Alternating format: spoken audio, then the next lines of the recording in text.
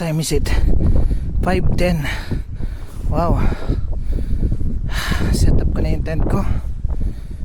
Yung mga bagong tropa natin dito nagtatayo pa ng tent. Lakas hangin kanina eh. Kitang kita pala kayo dyan, no? Green. Yan, dumadami na kami.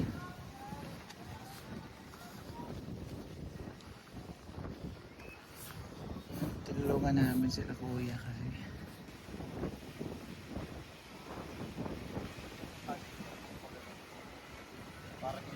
so guys, good morning.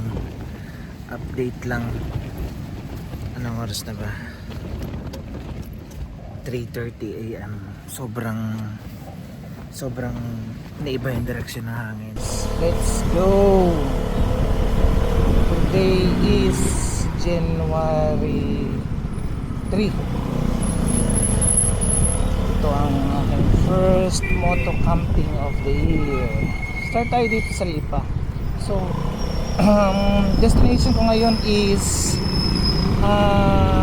Calamba, Laguna, pero via Tagaytay, no?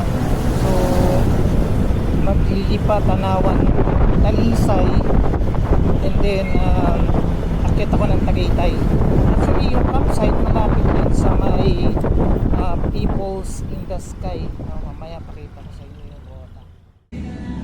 So dumaan nga pala muna ako kay Nerma Harvest Palipa para ikabit yung in-order ko na front rack ng aking S125. May mga loads pa kasi ko na hindi na lalagay, so plan ko siya na ilagay dito sa front rack na pinalagay ko ngayon.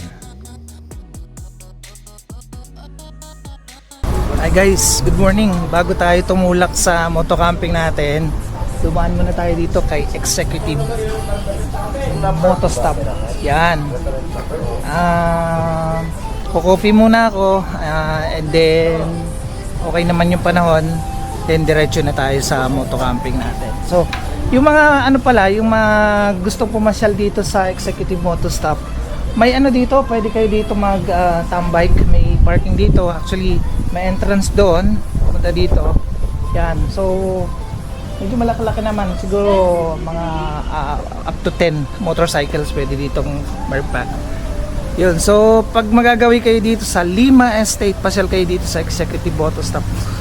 Coffee and lahat ng motorcycle accessories. Pasok tayo, pakita ko sa inyo. Yan tayo sa loob guys. Actually napili ko to, kaya kumuha na tayo ng isa, babaonin natin pabalik ng moto camping. Ayan,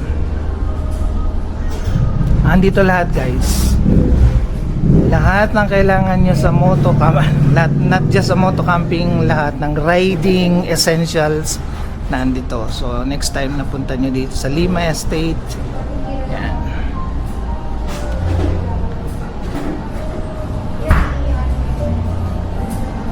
ating barista of the day. Pangalan mo ate? Pili po. Pasyal kayo dito sa Executive Moto Stop. Yung parking. Yan natin siya ng sticker.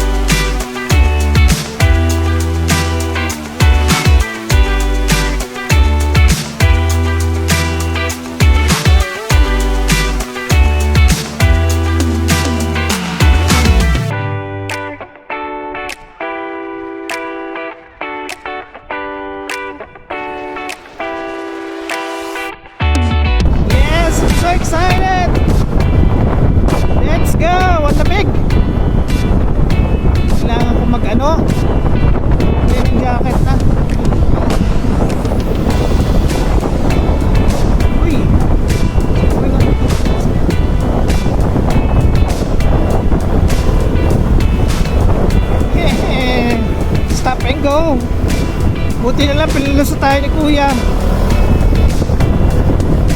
May ginagawa pala doon. Alright! Let's do it! Nagkahabol ng last 2 days pa na bakasyon bago pasukan. Still on the vacation mode.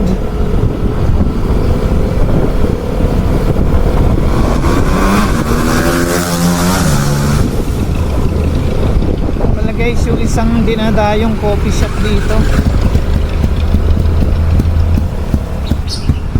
Crosswind. Sup. Crosswind yan.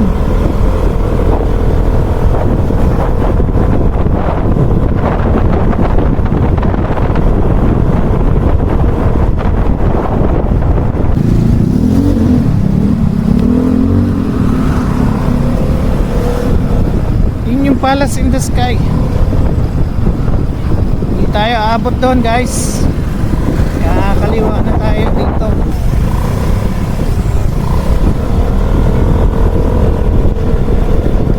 Yes!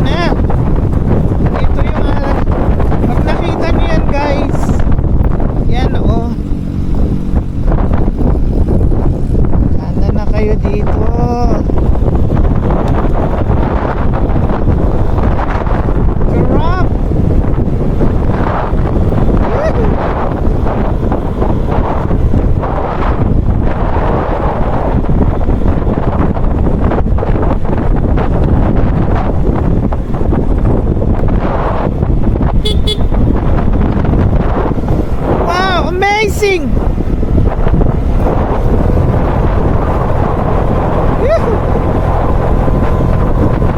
Ay, doggy, nag-aaway. Pusa! Nag-aaway pusa.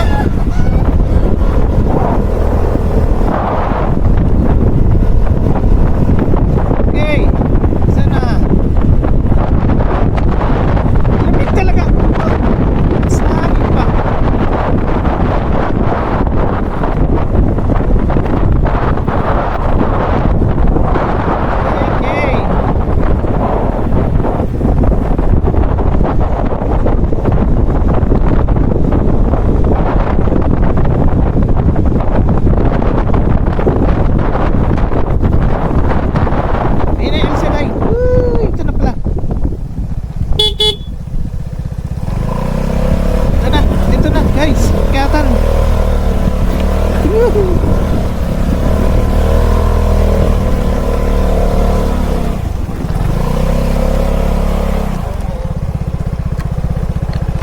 J. Angeles.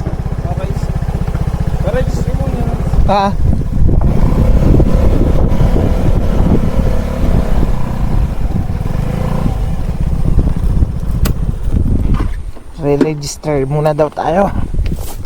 Register muna tayo. Yeah.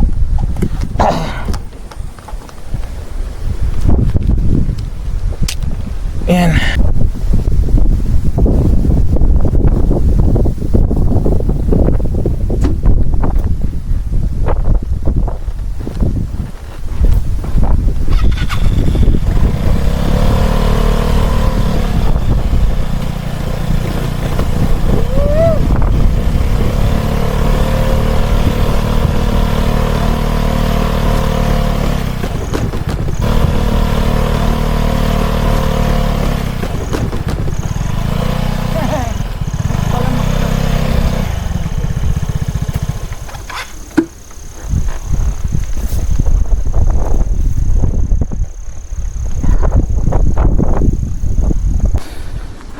What time is it? 5:10. Wow. Set up ko na yung tent ko. Gawa akong kape kasi medyo nilalamig na. Nakilala tayong mga bagong tropa dito, taga Santa Rosa. Yung nagsiset up pa sila ng tent nila. Yan. Wow, foggy. Halos wala na. Kanina kitang kita dito yung ano yung baba. Oh, look. Dito po yan sa ano. Lalagay ko sa comment section yung exact location itong campsite na to. Malapit lang to sa sa Palace in the Sky, pero before ka makarating ng Palace in the Sky, kakaliwa kayo, hindi mo makikita.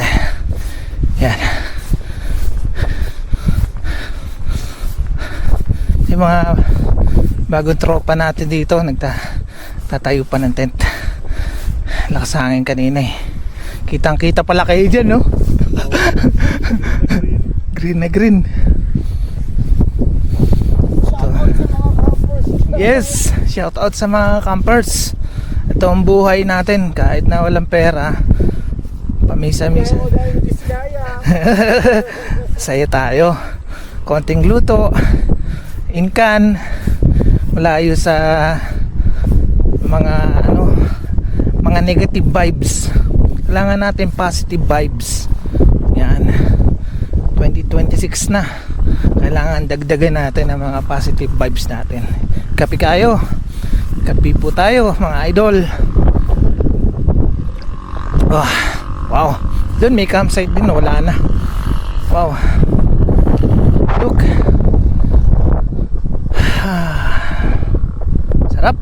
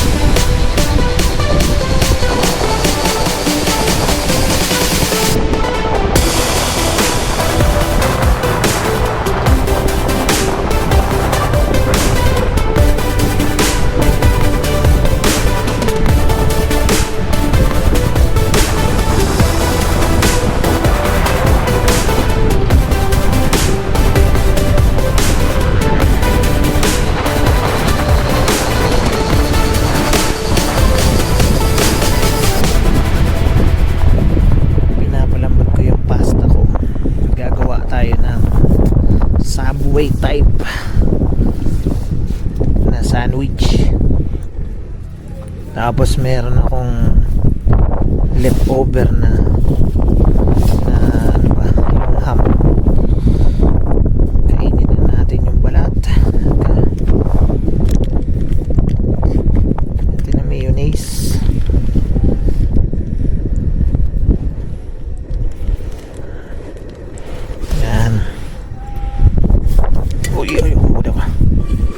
Easy ka lang, kang alis yan.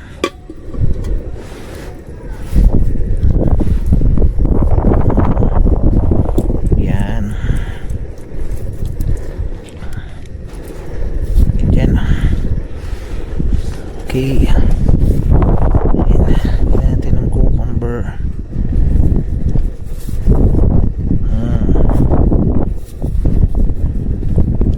Ilax ng hangin, hindi ako makapagpakulo. Nagugutom na tayo. Gawa tayo ng Subway. Ito ang ating lettuce.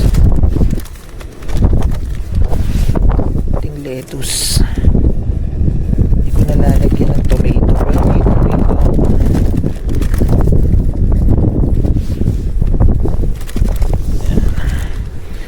And then yung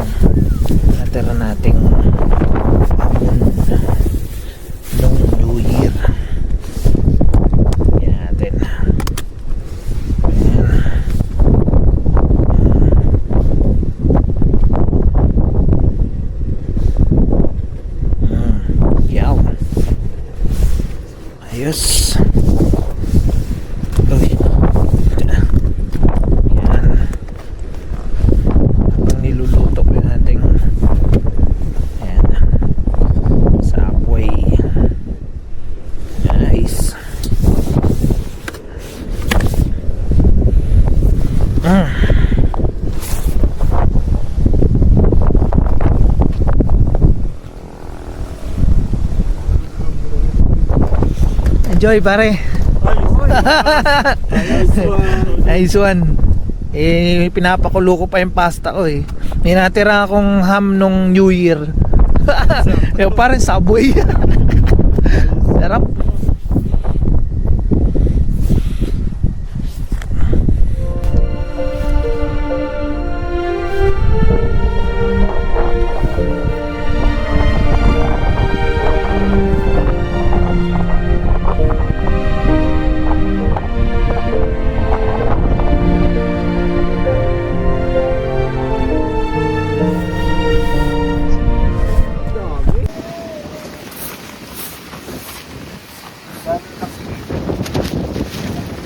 Yan, dumadami na kami.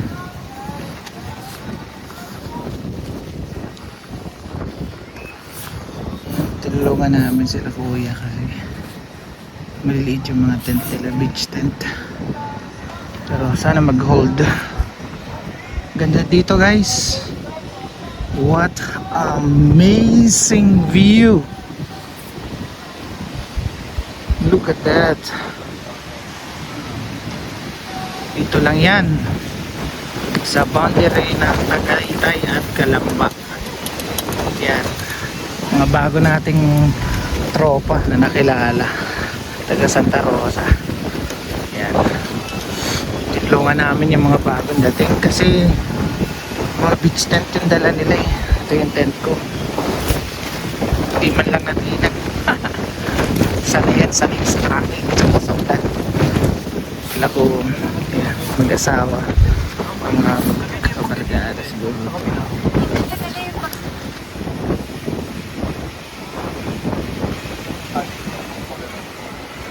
Parang hindi na lang tayo.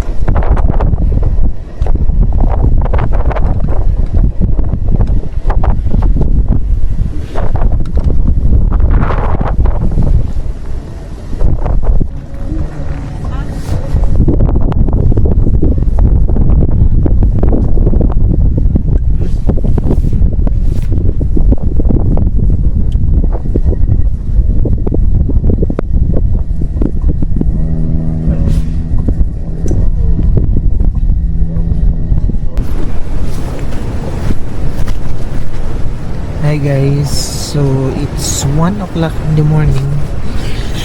Medyo nilalamig ako ng konti pero manageable kasi may sleeping bag ako and almost hindi nagpe-penetrate yung hangin dito sa ano ko, sa tent ko. Nakakaawa yung mga campers na tinulungan namin kanina kasi yung dala kasi nilang tent, beach tent, sobrang anliit eh. Napakalakas ng hangin sa labas guys. Sa tingin ko tinitiis lang nila pero ang ganda kasi ng view sa labas, so mukhang nako-cover up ng ganda ng view yung pagtitiis nila, pero super talaga lakas ng hangin sa kita nyo naman nagagalawan. Yun, so for sure mahirapan silang matulog dahil halos yung katawan lang nila yung nagsasangga doon sa hangin kasi yung tent talaga nila hindi kaya yung yung force ng hangin. But anyway, magtitimpla ako ng Milo. Pinasok ko na yung kalan ko dito sa loob ng tent kasi hindi talaga siya mabubuhay sa labas. Pero okay naman. Yun yung kagandahan pag ganito kaliit lang yung kalan nyo pagka nag-camping kayo. So yun.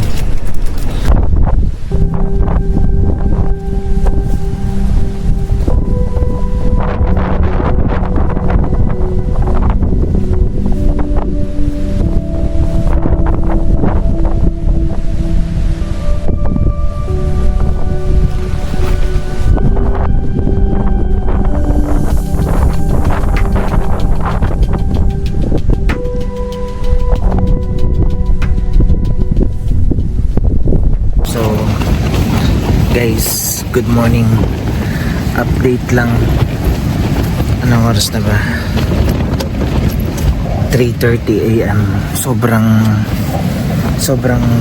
naiba yung direksyon ng hangin. I think pumapala na siya ng 80 kilometers per hour. Yung mga tinulungan namin kagabi, nag-give up na sila. Tinanggal na nila yung mga tent nila. Hindi talaga kinaya. Ako naman, totally kinlose ko na yung pinaka second door ng ano ko. I mean, first door ng tent ko. Kasi nga, yung papasok na yung hangin. So, kumbaga, inaangat na niya yung tent ko. So, ayan, okay na.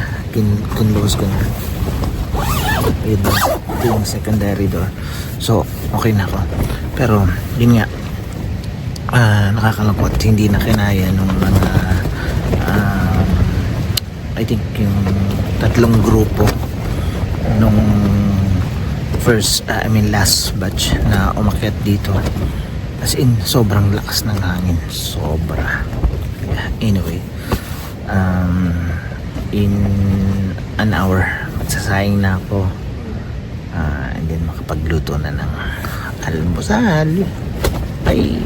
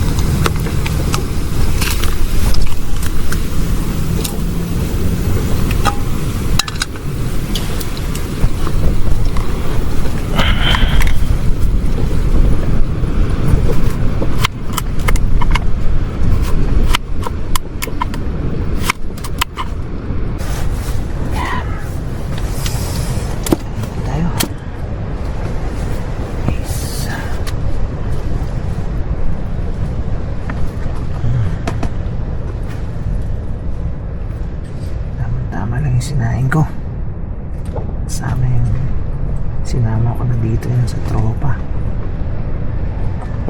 Initin ko na lang mamaya bago ko bigay sa kanila.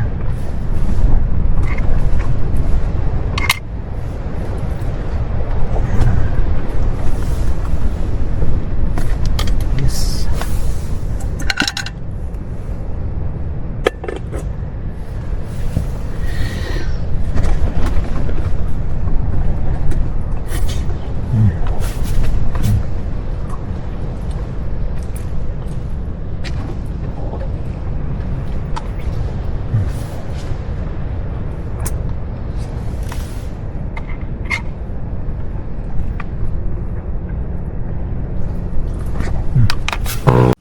So yun nga guys, dahil na-drain na yung battery ng recorder ko, ng 360 ko, hindi ko na na-capture yung pagpapack up ko and pagbaba ko doon sa campsite. So far, it's a very successful moto camping.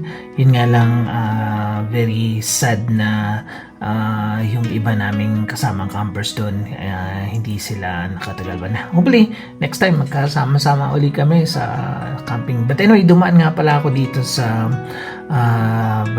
Banyadero Baywalk dito sa Tanawan. Super ganda ng sunset dito guys. Kung malapit lang kayo dito sa bandang Talisay or going to Tanawan, huwag niyong kalimutan dumaan dito sa Banyadero de Baywalk. And yung makikita niyo din dito pag dumiretso kayo, yung JC's Castle. Next time puntahan ko tong JC's Castle na to. So gusto ko sanang intayin yung talagang sunset, pero gagawin ako, so going back to Lipa na. So see you next time guys in my next moto camping. Bye!